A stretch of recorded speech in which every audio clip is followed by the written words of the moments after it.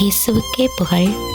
இயேசுவில் பிரியமானவர்களே, இன்று நம் ஆண்டவர் நீதிமொழி 10ஆம் அதிகாரம் 22ஆம் வசனத்தினூடாக இவ்வாறு நம்மோடு பேசுகின்றார். ஆண்டவரின் ஆசி செல்வம் அளிக்கும், அச்செல்வம் துன்பம் கலவாது அளிக்கப்படும் செல்வம்.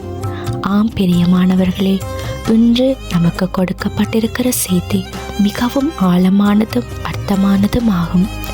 ஆண்டவரின் ஆசி செல்வம் அளிக்கும், அச்செல்வம் துன்பம் கலவாது அளிக்கப்படும் செல்வம்.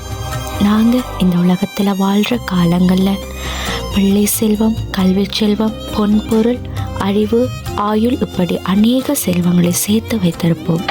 ஆனால் எங்கள் எத்தனை பேர் இவைகள் எல்லாம் நம்மை படைத்தவரிடமிருந்து தான் எங்களுக்கு கிடைக்குது என்று நினைக்கிறோம்? சற்று சிந்தித்து பாருங்கள். திரு விவிலியத்திலிருந்து ஒரு எடுத்துக்காட்டு. ஆதி பெற்றோர் ஆண்டவருடைய ஆசியில் இருந்த போதும் அவருடைய ஆசி இல்லாத போதும் அவர்கள் எவ்வாறு கஷ்டப்பட்டார்கள் என்று நமக்கு தெரியும்.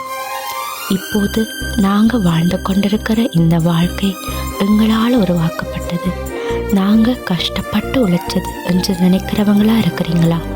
அப்படி என்றால் இந்த செய்தி உங்களுக்காகத்தான். இந்த செல்வங்களால் நிம்மதியாக வாழ்கிறீங்களா? அன்றாடம் ஏதோ ஒரு சவால்களை நீங்கள் சந்தித்து கொண்டே இருக்கிறீங்க. அதான் ஆண்டவர் என்று உங்களுக்கு இந்த வார்த்தையை கொடுக்கிறார்.